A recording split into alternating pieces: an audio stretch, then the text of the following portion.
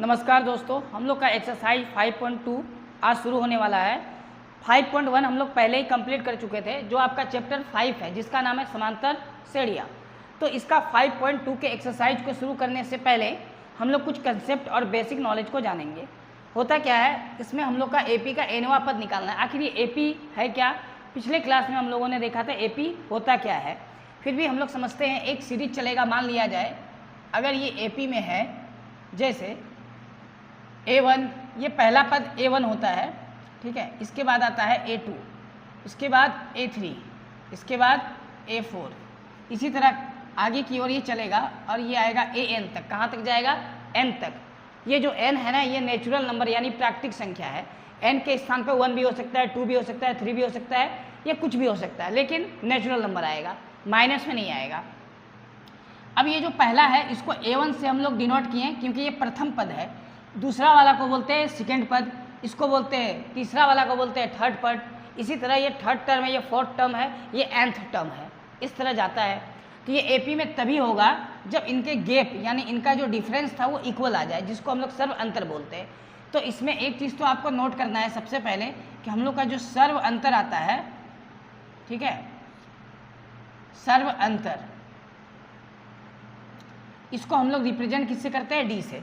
सर्व अंतर यानी डी से रिप्रेजेंट करते हैं, तो डी का फॉर्मूला होता है दूसरा पद माइनस पहला पद। ये हो गया हम लोग का सर्व अंतर। सर्व अंतर का मतलब क्या होता है? डी से रिप्रेजेंट करते हैं, सर्व अंतर बराबर दूसरा पद माइनस पहला पद। इससे हम लोग का सर्व अंतर मिल जाएगा, ठीक है। अगर हम लोग बात करें पहला पद A1 का, तो A1 का मतलब A होता है प्रथम पद, A2, ठीक है। ये जो दूसरा पद है, एक्चुअल में दूसरा पद निकलता कैसे है? तो जो भी पहला पद आया, मान लिया जाए प्रथम पद A आया, इस A में इस सर्व अंतर D को जोड़ना पड़ता है। जब कभी भी पहला पद में D को यानी सर्व अंतर को जोड़ेंगे तो दूसरा पद यानी A2 आएगा। A2 का मतलब हो गया दूसरा पद। अगर तीसरा पद निकालना हो यानी A3 निकालना हो तो क्या करें? अब A2 वाला जो है, इसमें दूसरा पद A2 में हम लोग D को फिर जोड़ देंगे A2 में, ठीक है। तो तीसरा पद निकल आएगा, यानी A3 निकालने के लिए दूसरा पद में D को जोड़ना है। अब यहाँ एक चीज़ समझना है कि ये जो दूसरा पद है A2 का वैल्यू हम लोग यहाँ निकाले हैं A प्लस डी। तो A2 को लिख सकते हैं A प्लस डी, ये प्लस डी, ये डी, ये वाला है। A2 का मतलब क्या है? A plus D. तो A2 के जगह में हम लोग लिखे A प्लस डी, और इसी को हम लोग लिख सकते A और A एक बार ही है, D कितने बार आया है? एक और एक दो बार, तो 2D। क्या आ गया? 2D। यानी A3 जब हम लोग निकालें तो इसका फॉर्मूला निकल के आ रहा है A प्लस 2D। यानी यहाँ 3 है तो एक कम आ गया D में, यहाँ 2 है तो D में एक कम आएगा, यहाँ 1 है, ठीक है। A4 का मतलब क्या हुआ? A4 है ना, चौथा पद जब भी निकालना हो, इसके पीछे वाला पद यानी A3 में, A4 के पीछे कौन सा आया है? A3।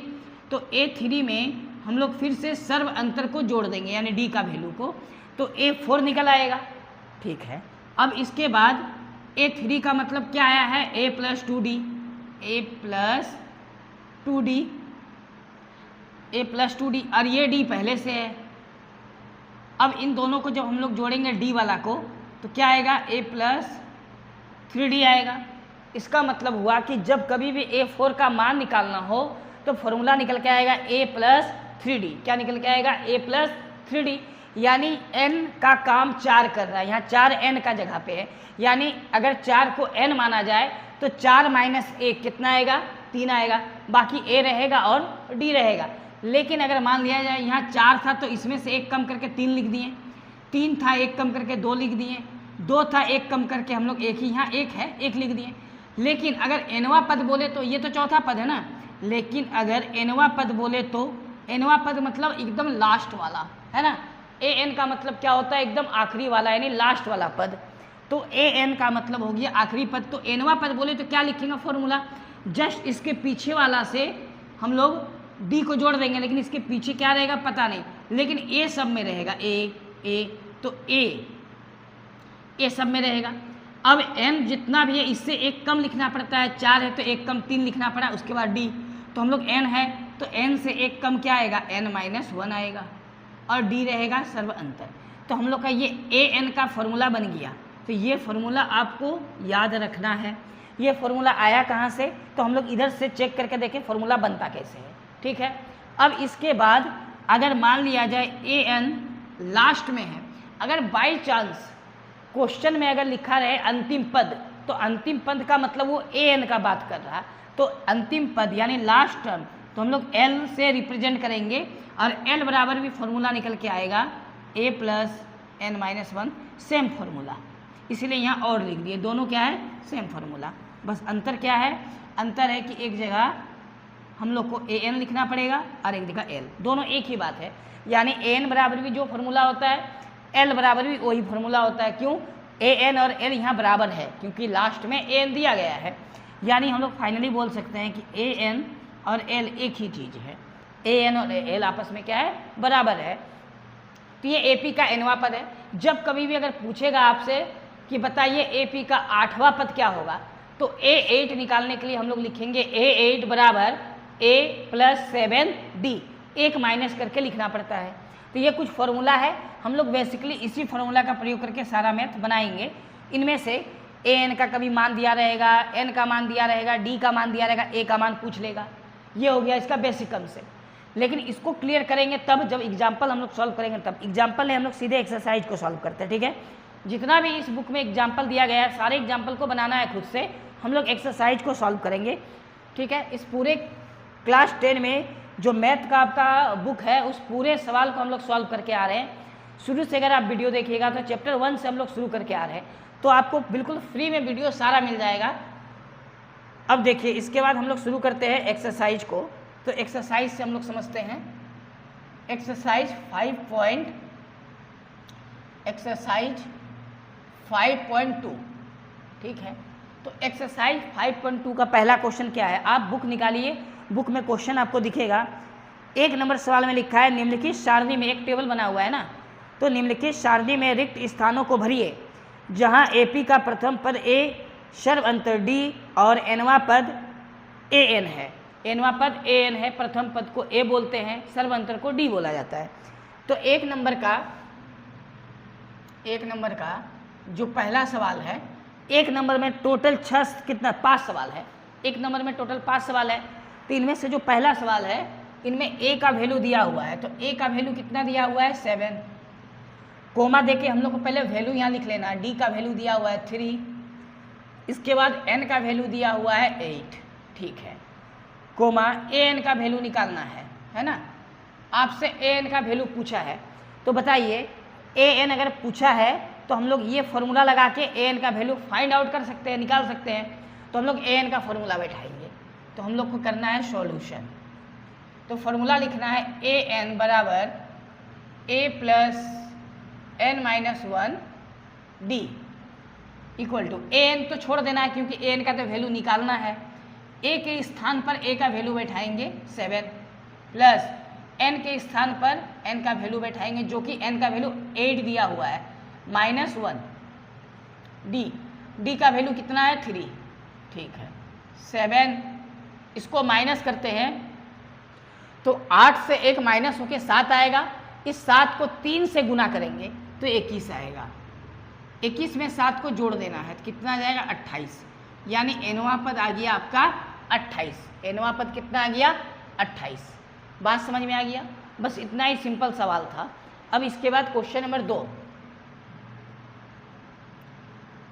क्वेश्चन नंबर 2 में A का वैल्यू दिया हुआ है, तो A का वैल्यू कितना दिया है -18, कोमा D का वैल्यू निकालना है, तो D equal to question mark लिख देंगे ताकि समझ में आए कि D का वैल्यू निकालना है।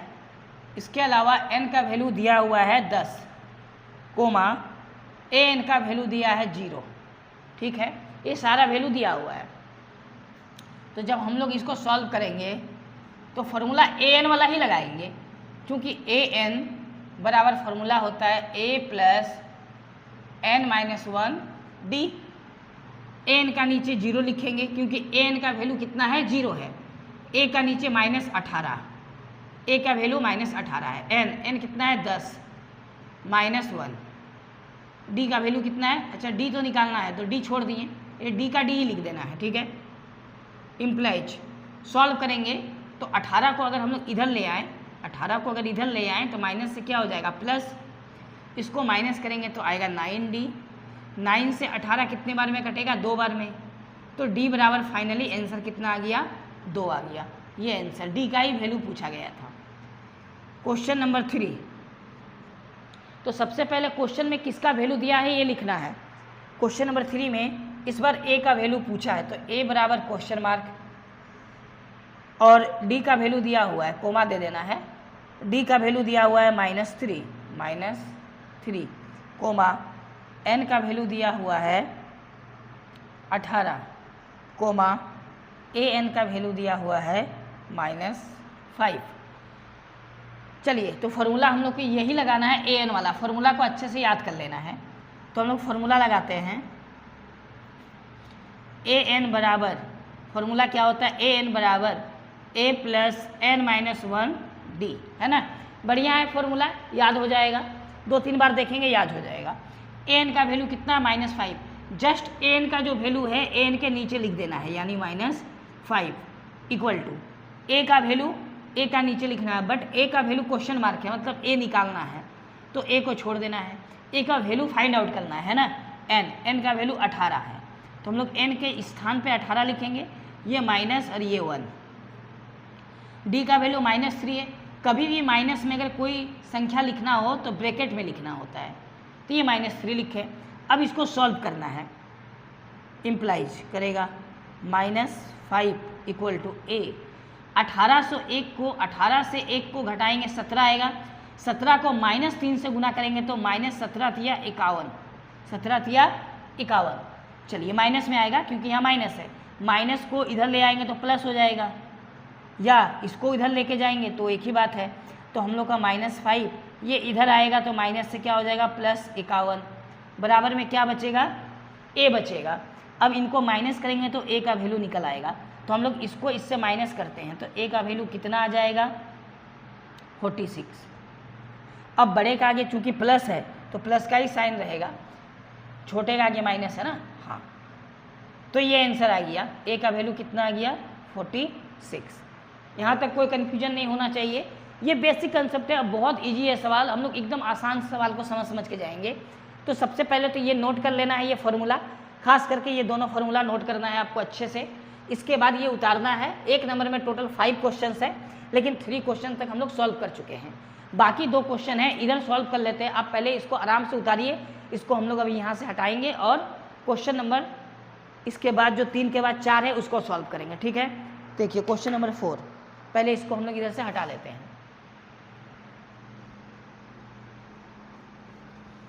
एक बार अपने से पढ़ने का कोशिश करिए, क्वेश्चन नंबर 4 को वो बन जाएगा, है ना, क्वेश्चन नंबर 4 जो है वो बन जाएगा। क्या क्या दिया है क्वेश्चन नंबर 4 में, पहले वो नोट डाउन करना है। क्वेश्चन नंबर 4 तो इसमें दिया गया है ए का वैल्यू -189 यानी -18.9 दिया हुआ पॉइंट है। इसके बाद डी का वैल्यू दिया हुआ है, तो डी इक्वल टू दिया है 2.5 कोमा एन का वैल्यू इस बार फाइंड आउट करना है यानी ज्ञात करना है, और ए एन का वैल्यू दिया हुआ है ए एन बराबर 3.6, एन का वैल्यू कितना दिया है 3.6, ठीक है। चलिए तो हम लोग फार्मूला लगाते हैं, सेम फार्मूला लगाना है ये वाला, तो A N equal to formula होता है ए प्लस एन -1 डी। अब वैल्यू यहाँ से हम लोग को पुट करना है, तो ए एन का वैल्यू दिया हुआ है 3.6, ए एन का वैल्यू ये रहा इक्वल टू ए का वैल्यू दिया -108.9 प्लस एन का वैल्यू निकालना है तो एन को छोड़ दिया जाएगा, अब -1 को भी छोड़ दिया जाएगा। डी का वैल्यू दिया हुआ है कितना 2.5।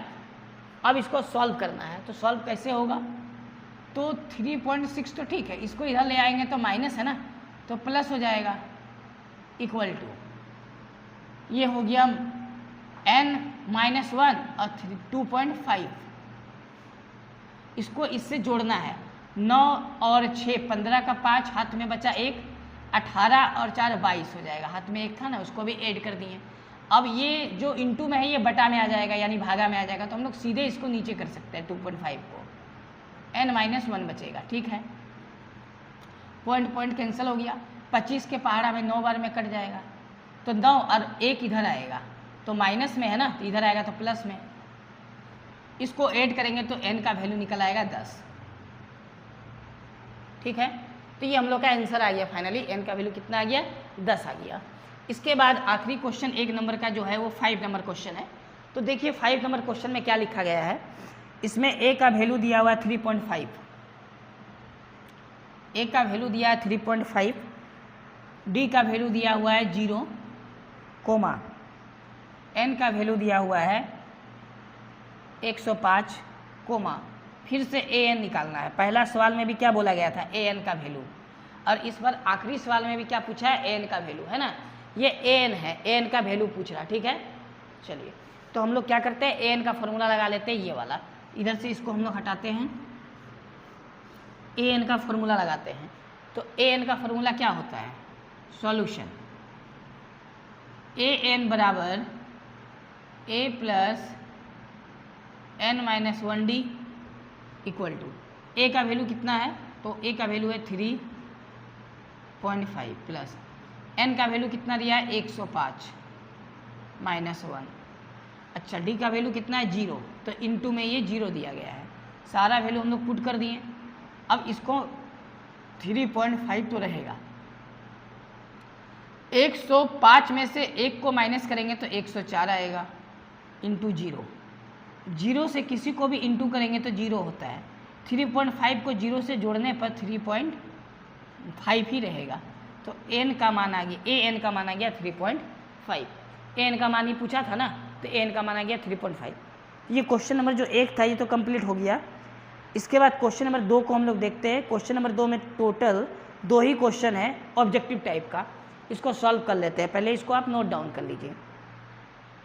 क्वेश्चन नंबर 2, इसमें देखिए क्या करना है, बताया गया है कि इसमें आपको सॉल्व करना है, अब बताना है कि इसका तीसरा पद क्या आएगा। ये आंसर यानी ऑप्शन दिया हुआ है, इन्हीं ऑप्शन में से एक आंसर आने वाला है, तो तीसरा पद निकालना है, आपको पद निकालना है। जब कभी ये पद का बात करें यानी हमको समझ लेना है कि n का वैल्यू निकालना है, किसका निकालना है वैल्यू, n का, लेकिन यहाँ तीसरा पद बोला है यानी n का वैल्यू तो 30 है, यानी a 30 का वैल्यू पूछा है। तो हम लोग इसको सॉल्व किस प्रकार करेंगे, तो सबसे पहले यहाँ दिया हुआ क्या है a, तो लिखना है a इक्वल टू 10, कोमा सर्वंतर फिर हमको चाहिए यानी d का मान निकालना है। तो d का फॉर्मूला क्या होता है, सर्वंतर का दूसरा पद से पहला पद को माइनस करना है, यानी 7 - 10 इक्वल टू -3, ये हो गया। ये जो तीसरा पद है ना, ये n का वैल्यू दिया है, तो ये आपको समझना है कि जो पद होता है वो कहीं ना कहीं किसका वैल्यू दिया रहता है, n का वैल्यू दिया रहता है।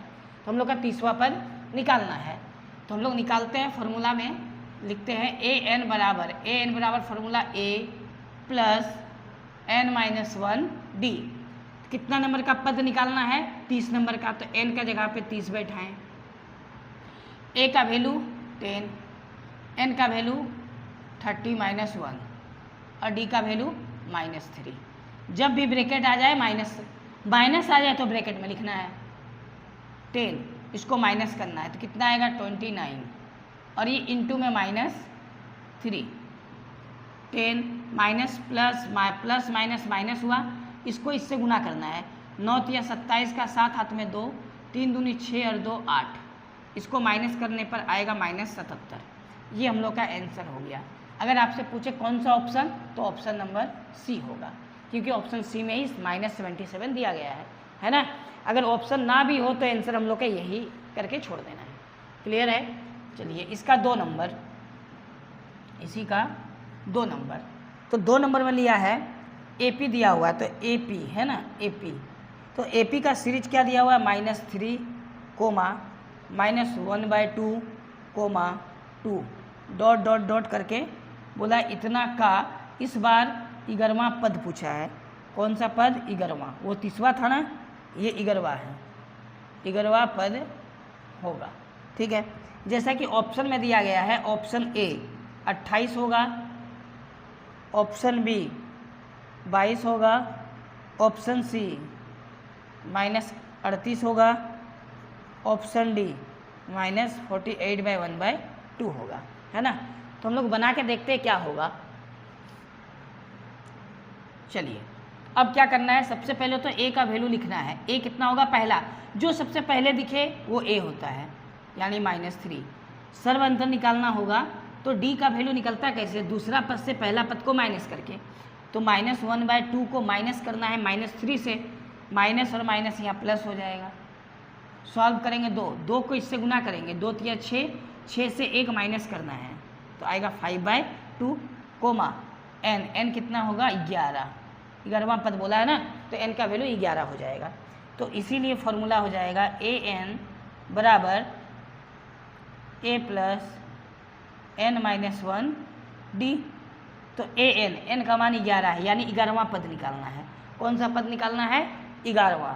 तो a का वैल्यू है -3 प्लस n का वैल्यू है 11 और ये -1, d का वैल्यू कितना निकाले हैं हम लोग 5/2।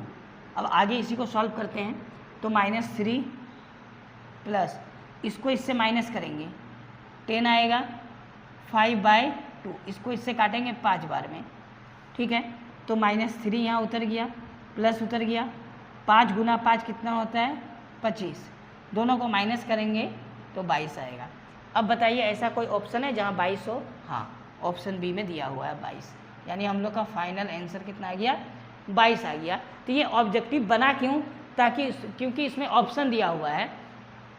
इसके पीछे वाला सवाल में भी अगर ऑप्शन दे दे तो हम लोग का ऑब्जेक्टिव बन जाएगा, यानी जो हम लोग सब्जेक्टिव पढ़ते हैं उसी में ऑप्शन दे देता है, बन जाता है ऑब्जेक्टिव। तो ऑब्जेक्टिव कुछ अलग से ऐसा कुछ है नहीं, है ना, हम लोग को सॉल्व उसी प्रोसेस से करके जाना है, बस इसमें ऑप्शन दिया रहता है।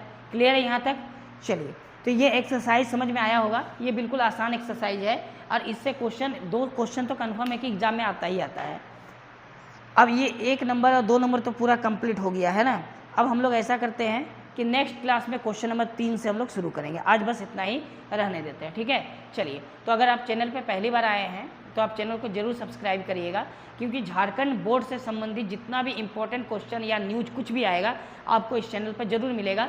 हम लोग क्या करेंगे कि पूरा यूट्यूब पे फ्री में बिल्कुल ये सारा जो बुक है आपका मैथ का, वो पूरा मैथ का बुक हम लोग कंप्लीट कर लेंगे जस्ट एग्जाम से पहले तक, जितना भी है बिल्कुल फ्री। इसके लिए कोई आपको प्राइस नहीं पे करना है। और हाँ, ऐसा नहीं है कि हम लोग छोड़ के बनाएंगे, बहुत इजी आसान से सारा मैथ को सॉल्व करके जाएंगे। जिस तरह आप ऑफलाइन में पढ़ाई करते हैं बिल्कुल उसी तरह हम लोग समझ के जाएंगे।